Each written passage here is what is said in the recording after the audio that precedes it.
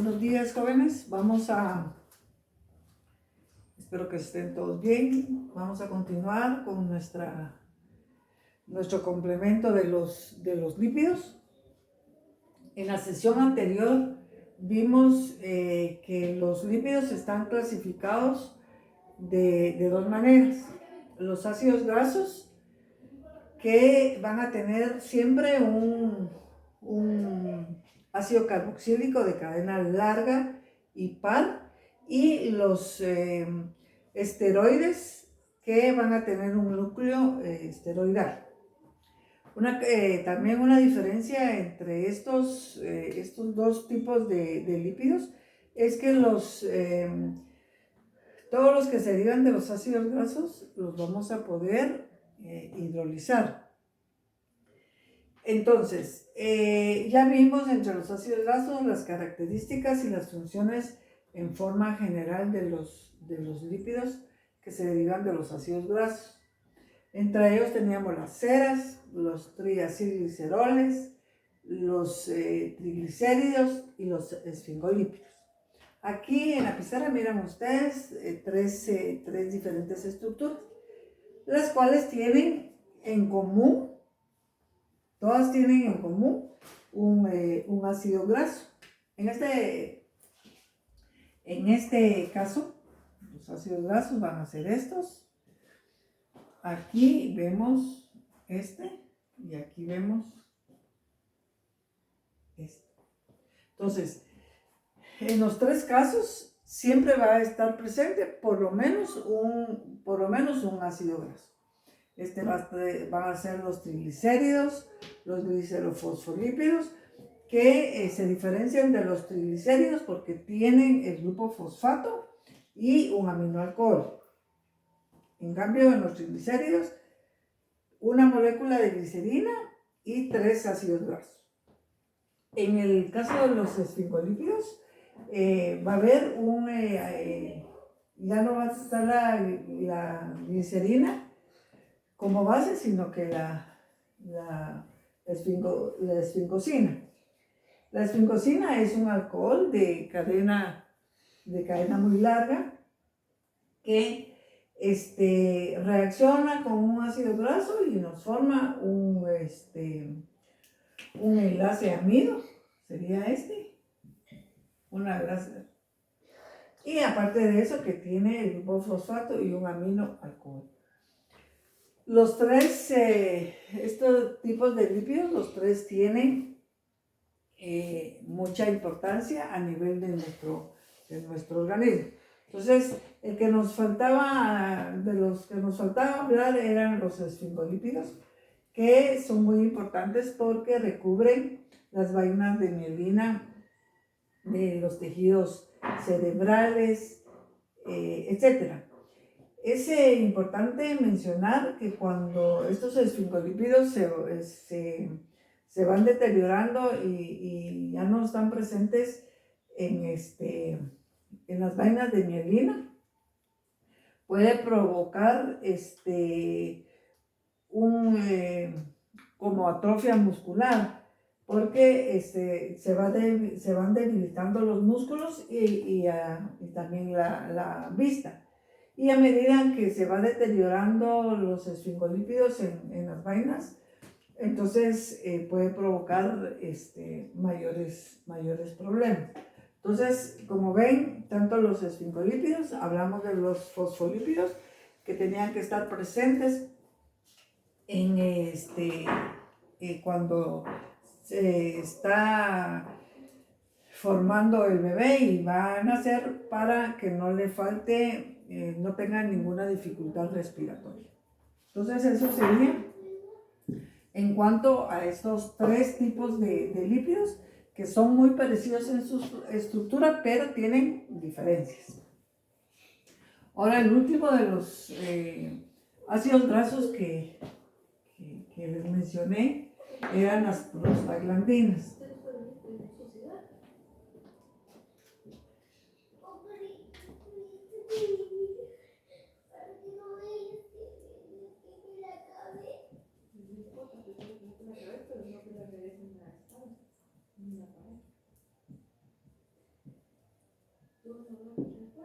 Las prostaglandinas. Las prostaglandinas son unas moléculas complejas que no están en gran cantidad en nuestro organismo, pero sí están presentes.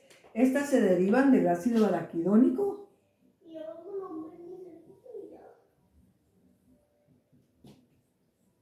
Ustedes saben que el ácido araquidónico es un ácido carboxílico que está formado por 20 carbonos y 4 dobles uniones. Está en el carbono número 5, en el 8, en el 11 y en el 14 estarían las dobles uniones. También el ácido araquidónico lo podemos clasificar con un omega 6.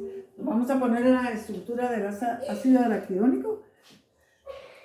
Vamos a ver.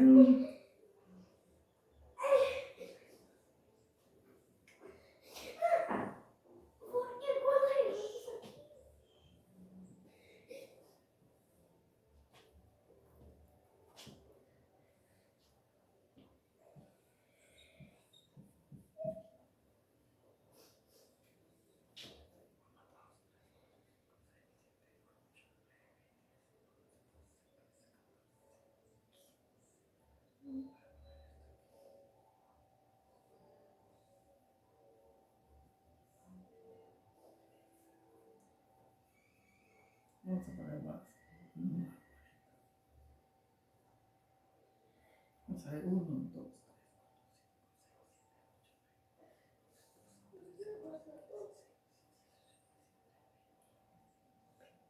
3. Ahí tenemos la estructura. Ahora lo único que nos hace falta es ponerle los... Voy a separar un poquito más esto.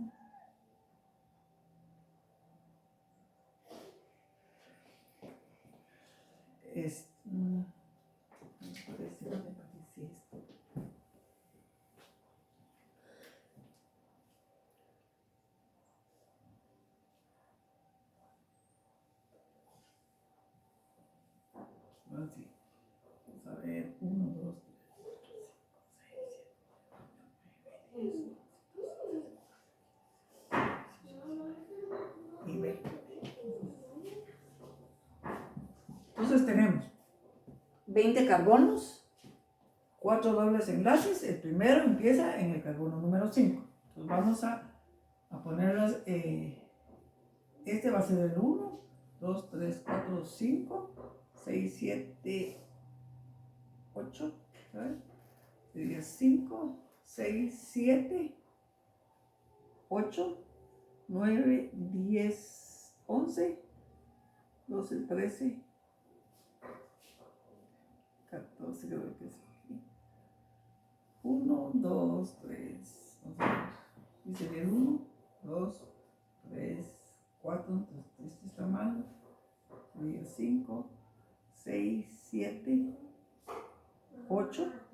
5, 6, 7, 8, 9, 10, 11, 12, 13, 14,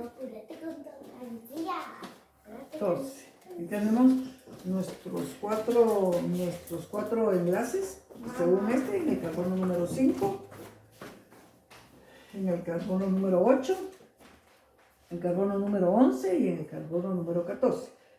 Si lo hacemos como omega 6, vamos a ver que tenemos entonces si nos resulta 1, 2, 3, 4, 5, 6, aquí sería el omega 6. Este sería nuestro omega. Entonces tenemos que en el carbono número 6, contando de este último carbono, tenemos el 6 y como cada 3 tiene que tener, entonces así es la estructura del ácido araquidónico.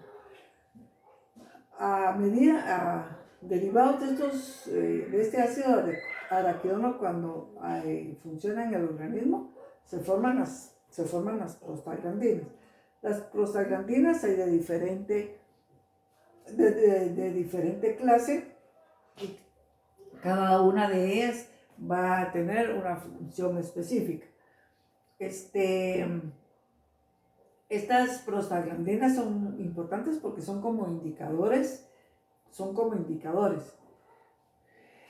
¿En qué se va a diferenciar una prostaglandina de la otra? Se va a diferenciar en los grupos funcionales que puedan tener. Una prostaglandina va a estar formada por un ciclo pentano, y de ahí se deriva el ácido araquidónico. Y la diferencia va a estar en que esta va a tener, por ejemplo, aquí puede tener un grupo hidroxilo, otra puede tener un grupo cetona. Ya no van a tener 4 dobles uniones, sino que algunas van a tener 2, pero todas las prostaglandinas van a tener, eso sí, 20 carbonos. Entonces, ¿qué nos va a indicar una prostaglandina? Por ejemplo, cuando un niño, sobre todo los niños, que es buena la función de ellas, cuando se golpea, sobre todo la frente, la cabeza, entonces un niño no sabe decir exactamente dónde se golpeó, pero por medio de una prostaglandina nosotros podemos saber dónde fue el golpe, porque por medio de las prostaglandinas, a la hora de ese choque, el ácido araquidónico que está en nuestro organismo se convierte en una prostaglandina, y lo que sucede es que va a haber una inflamación. Todas las prostaglandinas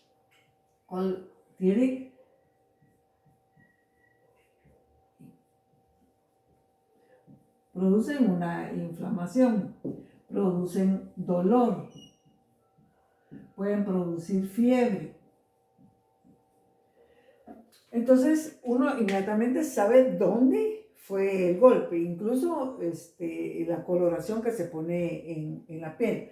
Otra de las funciones que tienen las prostaglandinas a la hora de funcionar el ácido araquidónico es que intervienen en el músculo liso, intervienen en la contracción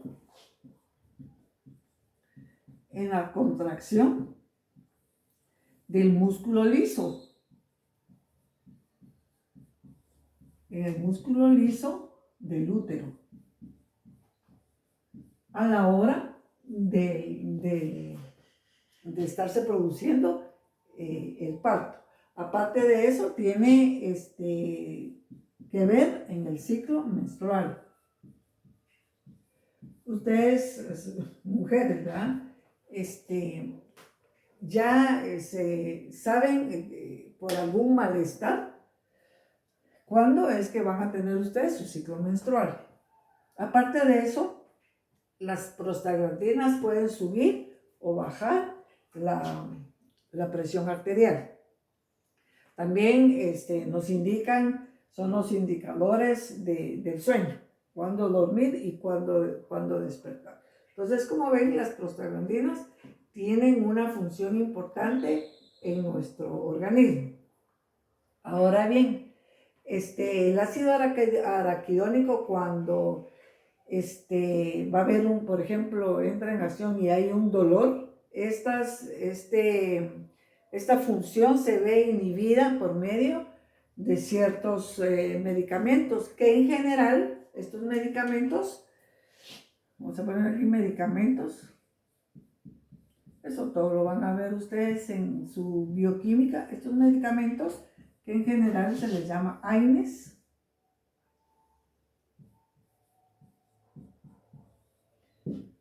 Estos son bloqueadores del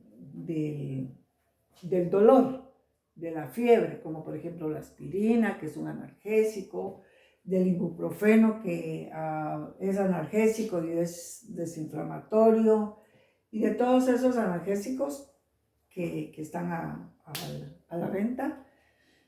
Entonces, son bloqueadores, o se les llama, estos van a ser inhibidores para que se produzca el dolor, se produzca la fiebre, o que se quite el dolor y que se quite la fiebre y la inflamación. Entonces, con las prostaglandinas vamos a cerrar la sesión de ácidos grasos y vamos a empezar con los lípidos esteroidales.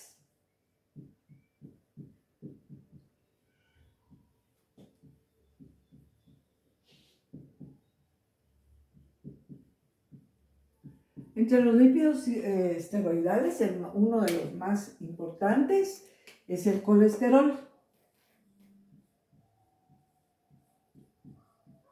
Es el colesterol. Estos lípidos esteroidales se van a caracterizar por tener el núcleo esteroidal. O sea, un esteroide siempre va a tener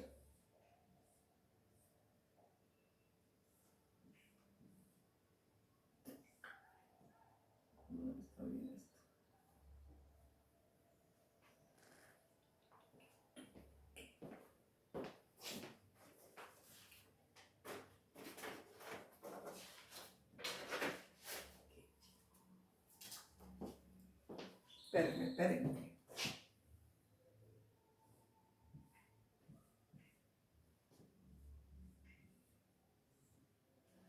Entonces este va a ser el núcleo que tienen que tener los lípidos esteroidales. Entonces está formado por 3 ciclohexanos y un ciclopentano. Se enumeran A, B, C y D. Se identifican con A, B, C y D. Entonces, estos lípidos que contienen este núcleo se van a diferenciar por los grupos funcionales que puedan tener. Entonces, por ejemplo, algunos van a tener el grupo H en este carbono número 3, otros van a tener otros grupos alquilo, van a tener grupos cetona, etc. Pero la base de los lípidos esteroidales va a ser esta.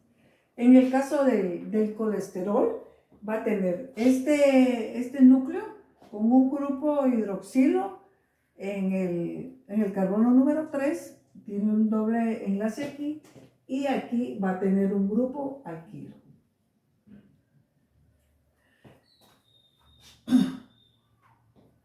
Entonces, como les decía, el colesterol es un lípido esteroidal importante y abundante en nuestro organismo, que tiene funciones bien importantes en nuestro organismo. Muchas veces al hablar de colesterol nosotros pensamos en que es dañino para nuestra salud, pero eso es cuando está en exceso.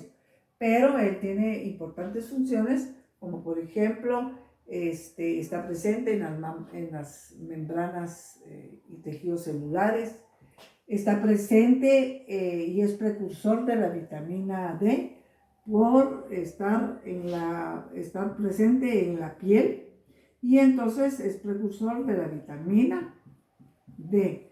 Cuando nosotros nos asoleamos, entonces la acción de la luz solar y el colesterol que está presente en nuestra piel nos produce vitamina D. Eso no quiere decir que nos vamos a asolear en exceso y entonces en vez de beneficiarnos, vamos a complicar nuestra piel.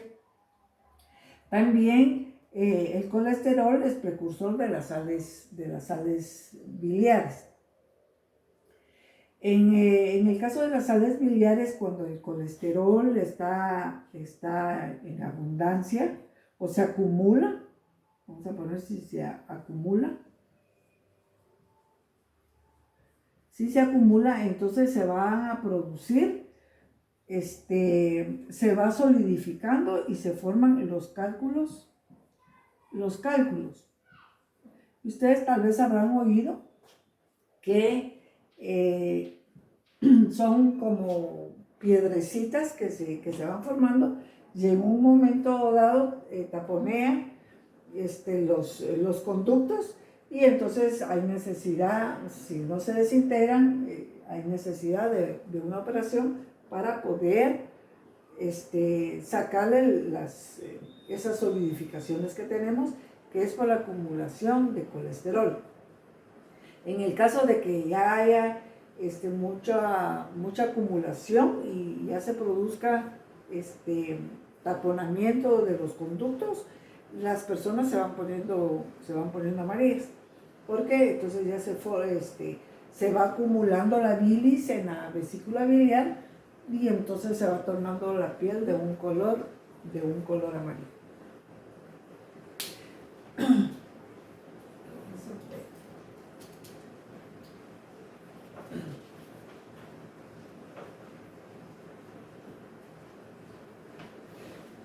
El colesterol también lo podemos encontrar en el hígado y, como les decía, en las sales biliares. En el hígado el colesterol, porque está presente en el hígado, ayuda a la formación de ciertas moléculas complejas como son las grasas, proteínas y también carbohidratos.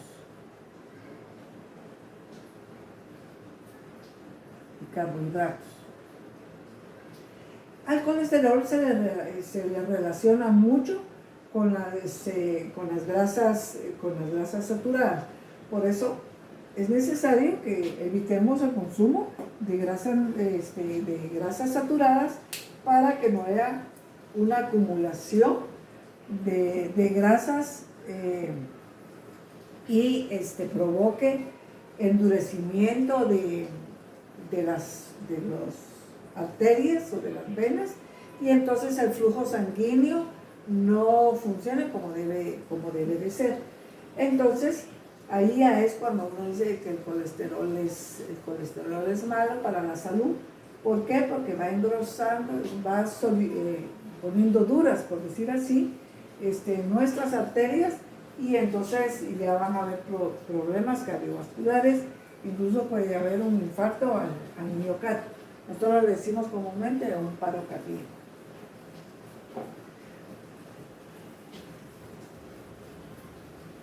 En el caso de las sales biliares, pues como les decía, se realizan o se efectúan a raíz de la acumulación de colesterol.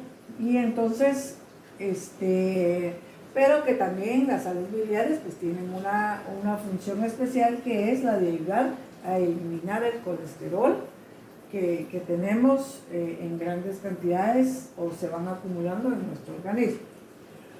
Otro tipo de lípidos esteroidales son las lipoproteínas. Las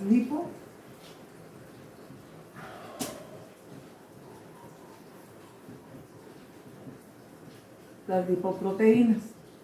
Ustedes saben que los lípidos son compuestos o moléculas insolubles en agua, y por consiguiente son insolubles en el agua o en el sistema acuoso que tiene la sangre.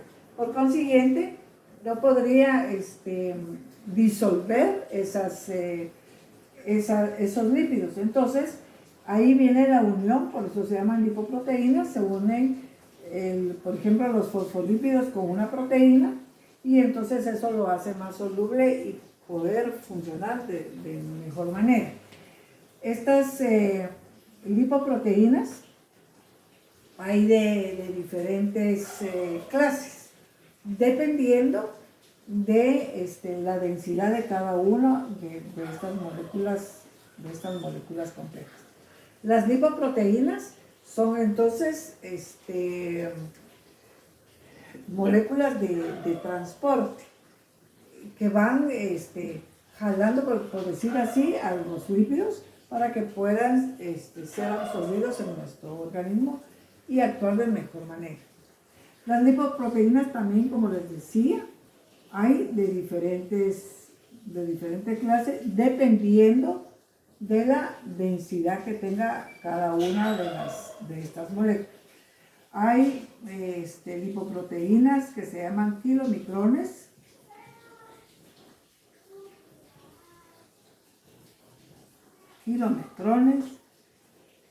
otras que son de muy baja densidad,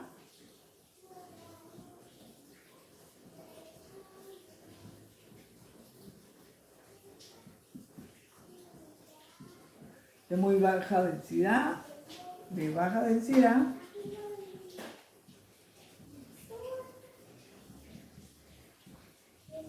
y de alta densidad.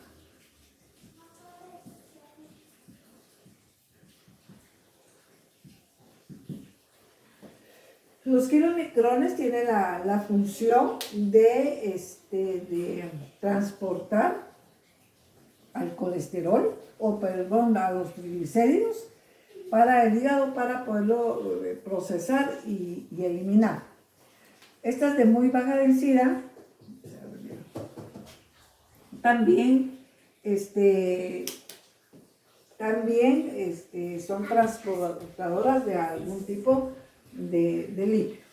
Las de baja densidad, que también se les llama colesterol malo, este es el malo y este es el bueno. Entonces a esas se les abrevia de esta manera.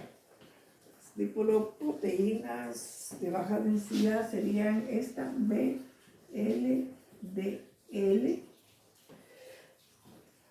a estas LDL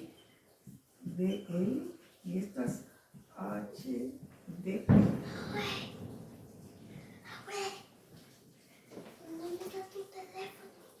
No sé, mi cuarto.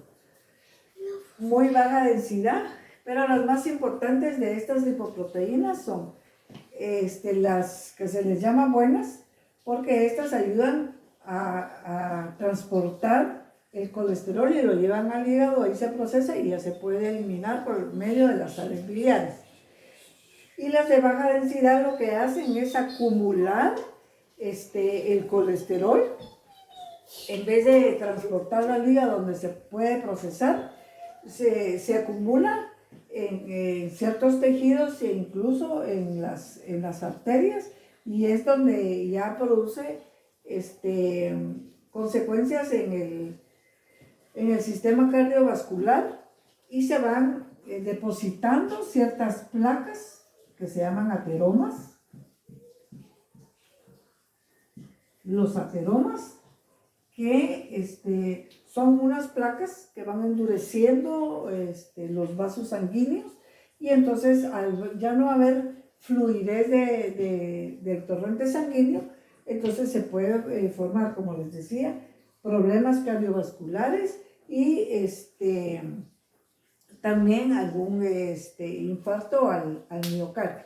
También en cierto momento pueden provocar o ayudar a que se forme la diabetes o algún tipo de cáncer. Entonces, esa sería realmente la función de las lipoproteínas, una función de transporte del colesterol para que pueda ser procesado y eliminado por medio de las sales biliares, o que tenga la capacidad de no eliminarlo, se acumula, y entonces a ese se le va a llamar el colesterol malo. Entonces, tanto el colesterol como los triglicéridos se les llama como primos, digamos, siempre están unidos, son de la misma familia y pueden provocar, si hay acumulación, problemas en nuestra salud. Luego tenemos las hormonas esteroidales, que son agentes indicadores químicos que se comunica una parte vamos a poner aquí hormonas,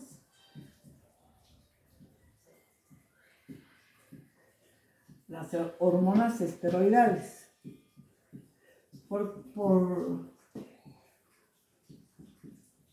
Ellas tienen que tener en su estructura, tienen que tener el núcleo esteroidal.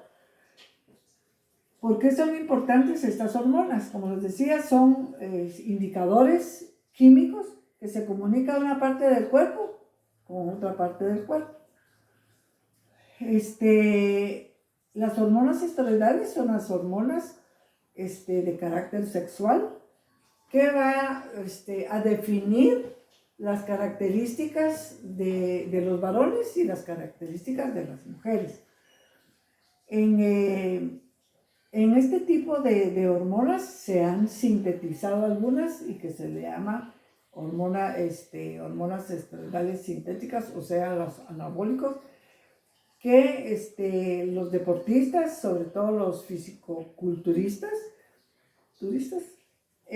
las toman para producir, en el caso de los hombres, que haya más masa muscular y baja grasa corporal. Y estas hormonas sexuales masculinas pues van a definir la tonalidad de la voz, la apariencia física. Cuando estos deportistas toman en exceso estos esteroides, así como es de beneficioso, puede ser también no benéfico para ellos, porque puede producirles esterilidad, porque hay menos producción de espermatozoides y los testículos se hacen más pequeños. Hay mujeres también que practican este deporte y también toman ese tipo de medicamentos o de esteroides. ¿Y qué pasa con las mujeres que van tomando la forma del cuerpo de los hombres? Las mamas se hacen más pequeñas, la tonalidad que toman de la voz es como de un hombre, pueden provocar calvicie, como se les forma a los varones, y puede, en el caso de los varones, incluso se ha hecho estudios que puede provocar cáncer en la próstata. En el caso de las mujeres, pues también hay trastornos sexuales porque ya no ovulan como debe de hacer. Entonces, también, así como son beneficiosos, estos esteroides sintéticos también son perjudiciales a la hora de que hay acumulación de ellos en el organismo. Entonces, con este tema de las hormonas, terminamos nuestro tema de los lípidos, tanto derivados de los ácidos grasos como de los esteroides.